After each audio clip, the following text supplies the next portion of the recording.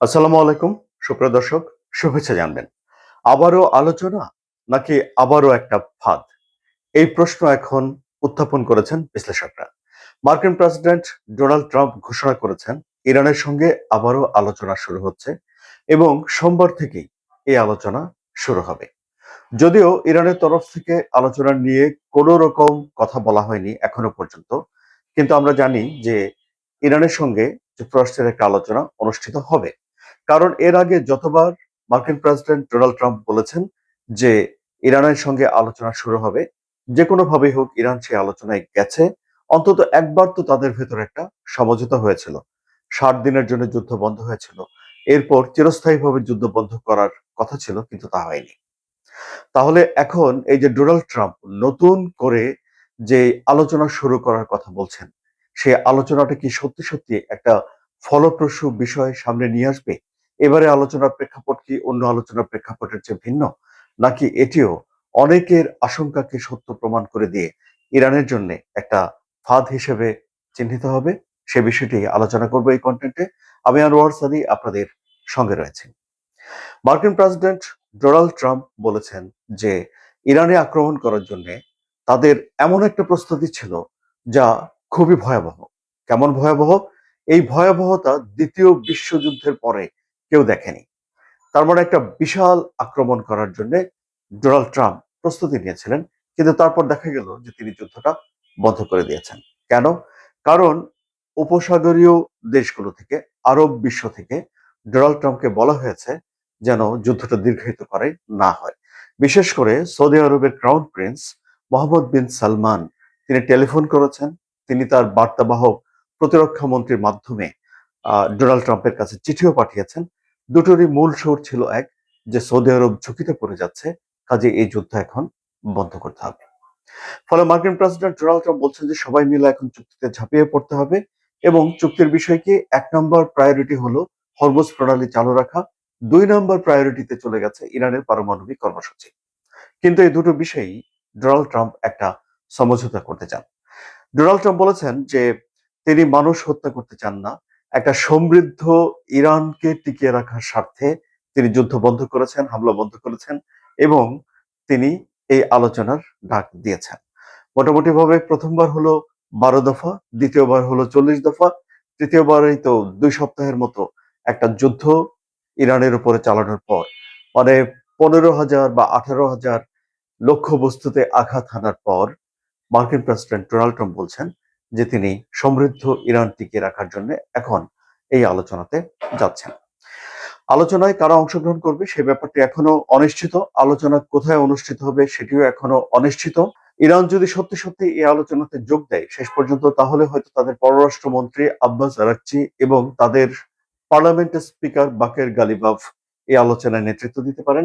এখন ডোনাল্ড ট্রাম্পের যে বিশেষ দূত স্টিভেন উইটকফ এবং তার মেয়ের জামাতা বিশেষ দূত জ্যারেড কোশনার, তারা এই আলোচনায় থাকবেন, কিন্তু তারাই কি আলোচনায় নেতৃত্ব দিবেন কিনা সে বিষয়টা এখনো স্পষ্ট নয়। এমনও হতে পারে যে জেডি ভেন্স এই আলোচনায় যোগ দেবেন। যদি জেডি ভেন্স এদিকে আলোচনায় যোগ দেন, তাহলে এটা একটা হাই প্রোফাইল আলোচনা অনুষ্ঠিত হবে। ইরানের তরফ থেকে খুব স্পষ্ট করে বলে দেওয়া আছে যে তারা আসলে যুক্তরাষ্ট্রের সঙ্গে একটা আস্থার সংকটে ভোগে, মানে যুক্তরাষ্ট্রকে তারা আস্থায় নিতে পারে না। কেন? কারণ যুক্তরাষ্ট্র এর আগে যতবারই আলোচনার কথা বলেছে ততবারই সেই আলোচনাটা শেষ হয়েছে ইরানের উপরে আক্রমণের মধ্য দিয়ে। কিন্তু এবারের পরিস্থিতিটা একটু ভিন্ন। ভিন্ন এই অর্থে যে সৌদি আরব স্পষ্ট করে বলে দিয়েছে যে এই যুদ্ধটা থামাতে হবে। কারণ সৌদি আরব সত্যিকার অর্থে একটা বড় ধরনের ঝুঁকির ভেতরে চলে যাচ্ছে। সৌদি আরবের তেল রপ্তানিটা, তাদের রপ্তানি করার যেই পথগুলো রয়েছে সেগুলো হুতিরা আটকে দিচ্ছে বাব আল মানদেবে, অন্যদিকে ইরান আটকে রেখেছে হরমুজ প্রণালীতে। সুতরাং বিশ্ব এই তেলের বাজারের মূল্য বৃদ্ধিতে অস্থির, নাভিশ্বাস উঠে যাচ্ছে। একই সঙ্গে মার্কিন প্রেসিডেন্ট ডোনাল্ড ট্রাম্পেরও আভ্যন্তরীণ রাজনীতির উপরেও এই ইরান যুদ্ধ প্রভাব ফেলে রেখেছে এরই মধ্যে। নভেম্বরে সে দেশে একটা মধ্যবর্তী নির্বাচন অনুষ্ঠিত হবে। ডোনাল্ড ট্রাম্প নিশ্চয়ই চাইবেন না যে তিনি অজনপ্রিয় হয়ে তার দলকে জনপ্রিয়তা থেকে নামিয়ে ফেলুক, তাদের পার্লামেন্টে তাদের সংখ্যাগরিষ্ঠতা হারিয়ে যাক, এগুলো নিশ্চয়ই চাইবেন না।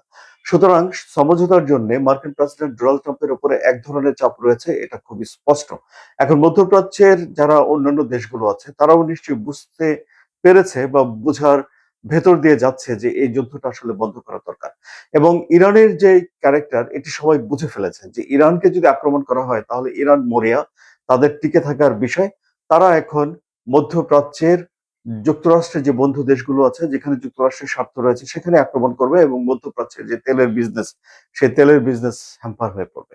মার্কিন প্রেসিডেন্ট ডোনাল্ড ট্রাম্প নিজেও যেরকম মাঝে মধ্যে খার্গে দ্বীপের কথা বলেন ইরানকে একটা চাপ দেওয়ার জন্য, এবং ইরানের তেলের উপরে যে নিষেধাজ্ঞা আরোপ করা হয়েছে, ইরানও ঠিক তেমনি ভাবে যুক্তরাষ্ট্রের বন্ধু দেশগুলোর উপরে এই তেল রপ্তানিটাকে কড়াকড়ি করে দিচ্ছে। ফলে নিরাপত্তা দিয়ে আধিপত্য বিস্তার করা যুক্তরাষ্ট্রের জন্য মধ্যপ্রাচ্যে তাদের উপস্থিতি অনেকটাই ইরান প্রশ্নবিদ্ধ করার চেষ্টা করছে বলে বিশ্লেষকরা বলছেন। কাজে এই পরিস্থিতিতে এসে যেহেতু যুক্তরাষ্ট্র কিছুটা চাপে রয়েছে এবং ইরান তো ব্যাপক ধ্বংস ভেতর দিয়ে যাচ্ছে, ইরান তাদের সর্বোচ্চ নেতা আয়াতুল্লাহ আলী খামেনিকে হারিয়েছে। এখন ইসরায়েল যুক্তরাষ্ট্র তারা বলছে যে তারা বর্তমান যেই নেতা রয়েছেন, সর্বোচ্চ নেতা আয়াতুল্লাহ মুস্তফা খামেনি, তাকে তারা খুঁজছেন। ইসরায়েল যখন কাউকে খোঁজে, কেন খোঁজে সেটা তো আপনারা নিশ্চয়ই বুঝতে পারছেন। এখন যদি আয়াতুল্লাহ আলী খামেনি নেই, যদি মুস্তফা খামেনিও না থাকে, তাহলে ইরানে তো একটা বড় নেতৃত্ব শূন্যতা দেখা দিবে। যদিও ইরান বলে যে তারা মানুষ রিপ্লেস করে ফেলে, তারা তাদের সিস্টেমকে টিকিয়ে রাখে, কিন্তু তারপরেও তো দক্ষ হাতের সিস্টেম থাকা, যোগ্য লোকের হাতের সিস্টেম থাকা, এবং যে এখনো তৈরি হয়নি, যে হয়তো 5 বছর পর বা 10 বছর পর নিজেকে অত্যন্ত যোগ্য করে গড়ে তুলবে, তাকে যদি সময়ের আগে দায়িত্বে নিয়ে আসে তাহলে সব কিন্তু একরকম হয়। সুতরাং নানা রকম জটিলতার এবং চাপে ইরানও রয়েছে, ফলে ইরানও হয়তো একটা চুক্তি করতে চাইবে। কাজে আমরা আশা করব যে এবারে একটা উইন উইন সিচুয়েশনে চুক্তিটা হয়ে যাবে এবং বিশ্বে শান্তি নেমে আসবে। আলোচনা আশা করি আপনাদের ভালো লেগেছে। যদি ভালো লাগে তাহলে লাইক, কমেন্ট, শেয়ার করুন, এবং ভূ রাজনীতির জটিল বিষয়গুলো খুব সহজে জানার জন্য, নিরপেক্ষ ব্যাখ্যা মানে যা ঘটছে তা জানার জন্য আপনারা সাবস্ক্রাইব করে চ্যানেলের সঙ্গে থাকবেন। ধন্যবাদ সবাইকে।